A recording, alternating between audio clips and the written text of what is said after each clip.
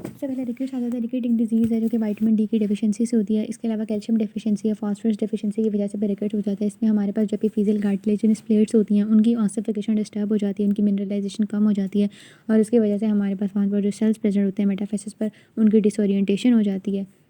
हम अगर बात करें कोस्टोकॉन्ड्रल जंक्शंस की या रिस्ट की, ये एनलार्ज हो जाते हैं इसके रिकेट्स की वजह से। और लिम्स जो होते हैं वो उनकी डिफॉर्मिंग हो जाती है, वो बोइंग ऑफ द लिम्स जो होती है क्योंकि वो शॉर्टनिंग उनकी स्टार्ट हो जाती है। इसके अलावा हमारे पास जो फॉन्टेनल्स ने का क्लोयर होना होता है रिकेट्स की वजह से, वो क्लोयर जो होता है वो भी डिलेड हो जाता है अगर इन्फेंट्स में हम बात करें। इसके अलावा hereditary vitamin D resistant rickets होता है जो कि म्यूटेशंस में की वजह से होता है, जो कि विटामिन डी रिसेप्टर्स की होती हैं। कोडोमा रेमनेंट्स ऑफ नोटोकॉइड जो होते हैं अगर वो परसिस्ट करते हैं तो उसकी वजह से कोडोमा हो जाता है। ये बेसिकली ट्यूमर ही होता है। और इसके अक्रेंस की बात करें तो बेस ऑफ क्रेनियम से एक्सटेंड कर रहा होता है नेसोफेरेंक्स तक।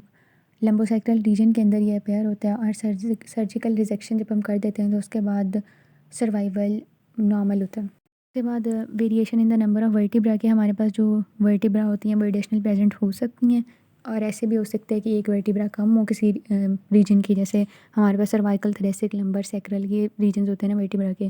जैसे हो सकता है कि किसी रीजन की कम हो और किसी एक रीजन में ज़्यादा हो, तो जब हमने देखना होता है वर्टिब्रा के नंबर और उसको असेस करना होता है तो हम सारी वर्टिब्रास को देखते हैं, क्योंकि इस तरह तो अगर कोई एक कम है और दूसरे रीजन में एक ज़्यादा है तो कंपनसेट हो सकता है लॉस। सर्वाइकल में हमारे पास 7 होती हैं, थोरेसिक में 12, लंबर में 5 और सैक्रल में भी 5 होती हैं। सबसे पहले एग्जांपल जो पहले बात की उसकी एग्जांपल हमारे पास ये हो सकती है कि जैसे 11 थोरेसिक वर्टिब्रा प्रेजेंट हो जाए और 6 लंबर वर्टिब्रा प्रेजेंट हो जाए, यानी कंपनसेशन हो सकती है लॉस में। तो इसलिए सारी पूरी वर्टिब्रल कॉलम की असेसमेंट ज़रूरी है। उसके बाद आ जाता है हमारे पास क्लिपल फील्ड सिंड्रोम आ जाता है, जिसके अंदर शॉर्ट नेक होती है, हेयर लाइन भी लो होती है, रेस्ट्रिक्टेड नेक मूवमेंट्स होती हैं और हमारे पास जो सर्वाइकल मोशन सेगमेंट्स होती हैं उनकी फ्यूजन हुई होती है। ब्रेन स्टेम और सेरिबेलम की भी एबनॉर्मेलिटीज़ प्रेजेंट होती हैं और मोस्ट केसेस में तो ये होता है कि हमारे पास सर्वाइकल वर्टिब्रल बॉडीज़ का नंबर ही कम होता है क्योंकि उनकी फ्यूजन हो चुकी होती है बर्थ से पहले ही। यानी हमारे पास जो सर्वाइकल रीजन के अंदर सेगमेंटेशंस नॉर्मल प्रेजेंट होती हैं वो नहीं नॉर्मल प्रेजेंट होती हैं। हमारे पास सर्वाइकल नर्व रूट्स भी नॉर्मल नहीं हो सकती, वो स्मॉल होंगी और इसकी वजह से स्कोलियोसिस हो जाएगा, जिसमें हमारे पास लेटरल रोटेशनल कर्व प्रेजेंट होती है वर्टिब्रल कॉलम की और इसके अलावा यूरिनरी ट्रैक्ट डिसऑर्डर्स भी प्रेजेंट होंगे। उसके बाद स्पाइना बाइफिडा आ जाता है। स्पाइना बाइफिडा 2 टाइप्स का होता है, सिस्टिका और occulta. Spina bifida cystica normally 80% लोगों में हो रहा होता है और ओकल्टा जो होता है वो सिस्टिका में न्यूरल ट्यूब डिफेक्ट बेसिकली होता है और ओकल्टा में हमारे पास बोनी डिफेक्ट्स होता है। ओकल्टा होता है उसके अंदर कोई न्यूरोलॉजिकल डिफेक्ट नहीं होता है, लेकिन जो सिस्टिका होता है उसके अंदर हमारे पास न्यूरल टिश्यू एक्सपोज हो जाते हैं और वर्टिब्रल आर्च वगैरह के भी डिफेक्ट्स होते हैं। ये थी एक्स्ट्रा बातें, मतलब जिसकी टाइप्स हैं। जो यहाँ लिखा हुआ है वो ये बात उन्होंने लिखी हुई है कि हमारे पास जो है ना हाफ्स जो होते हैं एम्ब्रियोनिक कार्टिलेजिनस न्यूरल आर्च के, उनकी फ्यूजन नहीं होती और बाकी स्पाइना बाइफिडा ज़्यादातर गर्ल्स के अंदर होता है और फॉलिक एसिड दे दिया जाए तो फिर हमारे पास स्पाइना बाइफिडा के चांसेस कम हो जाते हैं। उसके बाद एसेसरी रिब आ जाता है। एसेसरी रिब में ये होता है हमारे पास कि रूडिमेंट्री सी रिब होती है जो कोस्टल प्रोसेस होते हैं सर्वाइकल या लंबर वर्टिब्रा के, उधर से डेवलप हो जाती है। तो हमारे पास लंबर रिब भी प्रेजेंट हो सकती है और सर्वाइकल रिब भी प्रेजेंट हो सकती है। अब लंबर तो इनसिग्निफिकेंट है क्लिनिकली। सर्वाइकल वाले की बात करें तो उसमें ब्रेकियल प्लेक्सेस जो होते हैं वहाँ पर प्रॉब्लम आता है, नेक एक्सेलासर जो है उस रीजन में प्रॉब्लम आता है और सबक्लेवियन आर्टरी में प्रॉब्लम आता है। ठीक है। एसेसरी रिब्स यूनिलेटरल भी हो सकती हैं, बायलेटरल भी हो सकती हैं। सर्वाइकल जो सुपरनिमरी रिब होती है ये मेनिब्रियम के साथ अक्सर अटैच होती है। इसके अलावा 7th सर्वाइकल वर्टिब्रा के साथ अटैच होती है या फिर पहली जो रिब होती है उसी के साथ फ्यूज़ हुई होती है। फ्यूज़ रिब्स की बात करें तो हमारे पास पोस्टीरियरली इस तरह होता है कि 2 या 2 से ज़्यादा रिब्स जो होती हैं ना वो एक सिंगल वर्टिब्रा से अराइज हो रही होती हैं and this condition is usually associated with hemivertebra, which is a condition in which one side of vertebra fails to develop. उसके बाद नेक्स्ट आ जाता है हेमीवर्टिब्रा। हेमीवर्टिब्रा में हमारे पास ये होता है कि जो डेवलपिंग वर्टिब्रल बॉडीज़ होती हैं उनके पास 2 ऑसिफिकेशन सेंटर होते हैं जो कि यूनाइट कर जाते हैं नॉर्मली। हेमीवर्टिब्रा केस में ये होता है कि उनमें से एक क्वांटिफिकेशन सेंटर बनता ही नहीं है। ठीक है, तो फिर हमारे पास एक हाफ बनेगा ही नहीं और इसकी वजह से कॉजेज़ हो सकते हैं इसके, वो हमारे पास कंजेनिटल स्कोलियोसिस हो सकते हैं। ठीक है, वही lateral rotational curve of the vertebral column. उसके बाद दूसरा जो इसका लेस कॉमन कॉज आ जाता है उसमें हमारे पास मायोपैथिक स्कोलियोसिस आ जाता है जो कि weakness of the back muscles की वजह से होता है। जाता है हमारे पास क्लेफ्ट वर्टिब्रल कॉलम जिसे हम ब्रैकिस्किसिस कहते हैं। बेसिकली वर्टिब्रल एनामली है। इसके अंदर ये होता है कि स्पाइनल रिलेटेड जो होते हैं डिफेक्ट्स होते हैं जो कि अपेयर हो रहे होते हैं। बेसिकली एक ग्रुप ऑफ डिफेक्ट्स होते हैं। हमारे पास एक्सेल स्ट्रक्चर्स को ये इफ़ेक्ट कर रहे होते हैं प्राइमरीली, ठीक है। यानी हमारे पास स्पाइनल डिस्ट्रैफिज्म अपेयर हो रही होती है। इन इन्फेंट्स के अंदर न्यूरल फोल्ड्स जो होते हैं उनकी फ्यूजन नहीं प्रॉपर हुई होती, क्योंकि इंडक्शन नहीं हुई होती प्रॉपर नोटोकॉर्ड की तरफ से। वजह होती है कि टेराटोजेनिक एजेंट्स प्रेजेंट थे हमारे पास न्यूरो एपिथेलियम सेल्स पर, जो कि न्यूरल फोल्ड में थे।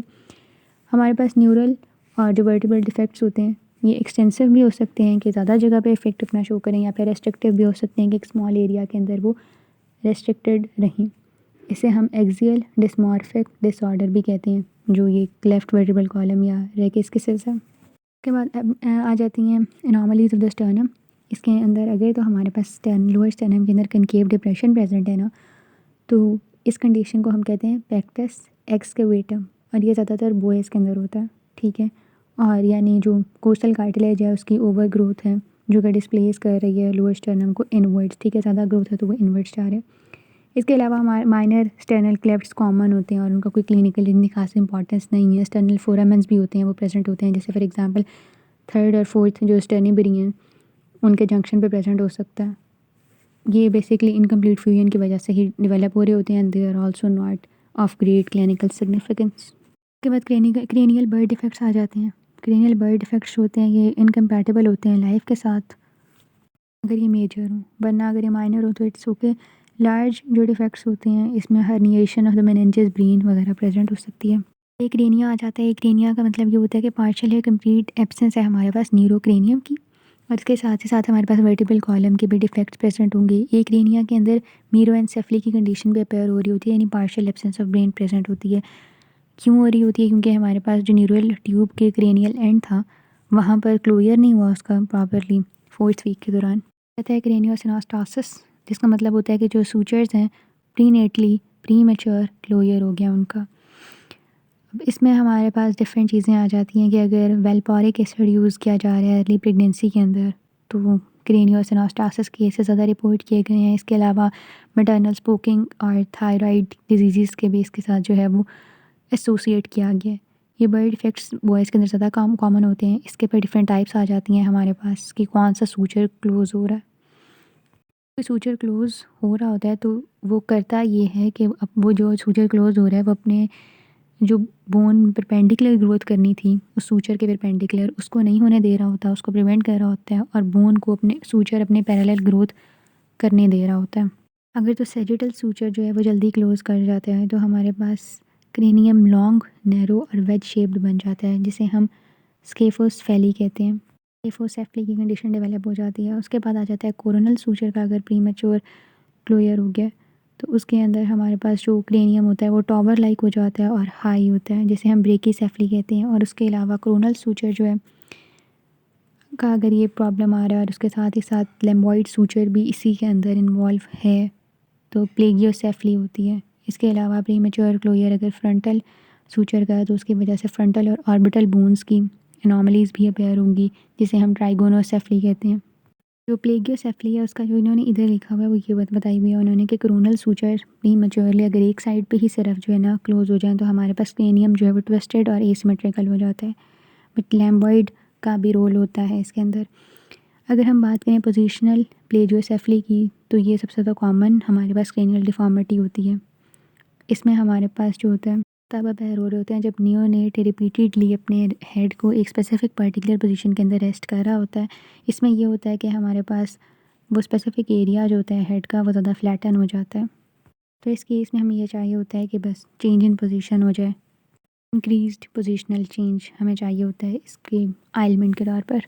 माइक्रोसेफली की बात करें तो इसमें ये होता है कि मेंटल रिटार्डेशन इसके केस में अपेयर हो रही होती है। बेसिकली हमारे पास जो कैलवेरिया होता है उसी का साइज़ स्मॉल होता है। फॉन्टेनल्स भी होते हैं, वो भी अर्ली इन्फेंसी में क्लोज़ हो चुके होते हैं और फर्स्ट ईयर के दौरान ही यहाँ पर सूचर्स क्लोज़ हो जाते हैं। एबनॉर्मल डेवलपमेंट होती है सीएनएस की और इसके अलावा ब्रेन की भी, और न्यूरोक्रेनियम भी प्रॉपरली ग्रो नहीं कर पाता। स्मॉल हेड्स होते हैं और मेंटली डेफिशिएंट पीपल होते हैं। उसके बाद क्रेनियो वर्टिब्रल जंक्शन की अगर एनॉमलीज़ की बात करें तो उसमें फोरामेन मैग्नम के अगर गेट सुपीरियर डिस्प्लेसमेंट हो जाए बोन की तो उसे हम कहते हैं बेसिलर इन्वेजिनेशन। इसके अलावा अगर नॉन सेगमेंटेशन हो जाए at the junction of Atlas and occipital bone तो उसे कहते हैं असिमिलेशन ऑफ द एटलस। इसके अलावा अगर हमारे पास जो एटलांटो एक्सेस जॉइंट है उसकी डिसअरेंजमेंट हो जाए तो उसे हम एटलांटो एक्सियल डिसलोकेशन कहते हैं। आ जाता है कायरी मेलफॉर्मेशन, इसके अंदर सेरिब्रल टिश्यू जो होता है उसकी हर्निएशन हो रही होती है। उसके बाद सेपरेट डेंस आ जाता है, इसके अंदर जो होते हैं सेंटर्स जो होते हैं डेंस के अंदर वो फ्यूज़ नहीं कर पाते with the centrum of the axis. Bone age आ जाती है। बोन एज हमें पता लग रहा होता है रेडियोग्राफ्स के अंदर, हम देखते हैं कि एपिफिजियल सेंटर का नंबर क्या है, साइज़ क्या है, उनकी फ्यूजन किस तरह हो रही है।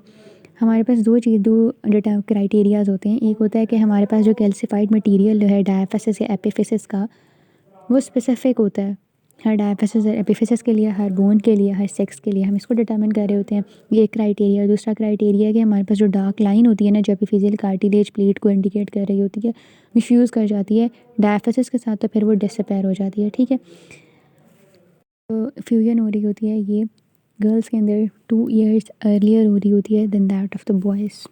कॉन्ड्रोप्लेजिया आ जाता है जो कि मोस्ट कॉमन कॉज है डिवार्फिज्म का। इसके अंदर लिम्स जो होते हैं वो बोर्ड होते हैं, शॉर्ट होते हैं। एंडोकॉन्ड्रल ऑसिफिकेशन उनकी डिस्टर्ब हुई होती है और एपिफिशियल कार्टिलेज प्लेट्स लेवल पर फीटल लाइफ के अंदर ही ऑसिफिकेशन डिस्टर्ब थी।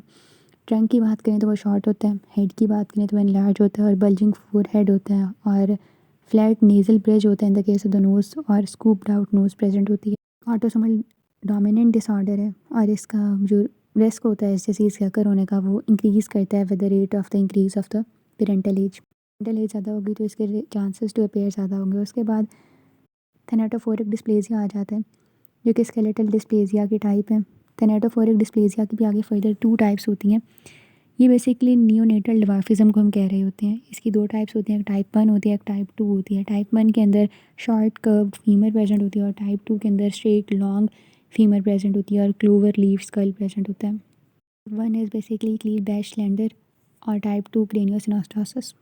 हाइपर पिट्यूटरिज्म में ये हो रहा होता है कि कंजेनिटल अगर ये हाइपर पिट्यूटरिज्म है तो इसकी वजह से इन्फेंट की जो ग्रोथ होती है वो एबनॉर्मली रैपिड रेट पर होती है, जिसकी वजह से जाइजेंटिज्म होती है कि एक्सेसिव हाइट है, बॉडी प्रोपोर्शन भी एक्सेसिव है और एक्रोमेगैली हो जाती है कि हमारे पास soft tissue visceral organ bones face hand feet सबके इलाजमेंट हो जाती है क्योंकि ग्रोथ हार्मोन बहुत ज़्यादा सिक्रीट हो रहा है। हाइपोथायरॉयडिज्म की बात करें तो इसमें होता है कि अगर प्री टर्म बेबी है या लो बर्थ वेट इन्फेंट्स हैं तो उनके अंदर ये केसेस इंक्रीज़ हो जाते हैं। हमारे पास फीटल थायराइड हार्मोन जब डिक्रीज़ होता है तो उसकी वजह से केरेटिनिज्म डेवलप हो जाती है, जिसके अंदर growth retardation, mental retardation, skeletal abnormalities और इसके अलावा ऑडिटरी और जो न्यूरोलॉजिकल डिसऑर्डर्स होते हैं वो भी प्रेजेंट होते हैं। फेजियल ग्रोथ प्लेट्स जो होती हैं वो डिले हो जाती हैं। इसके अलावा निज़म जो होता है वो रेयर होता है, सिवाय उन एरियाज़ में ये प्रेजेंट होता है जहाँ पर लैक ऑफ आयोडीन होता है in the soil and water, या फिर agenesis of the thyroid gland हो तो उसकी वजह से केरेटिनिज्म होता है।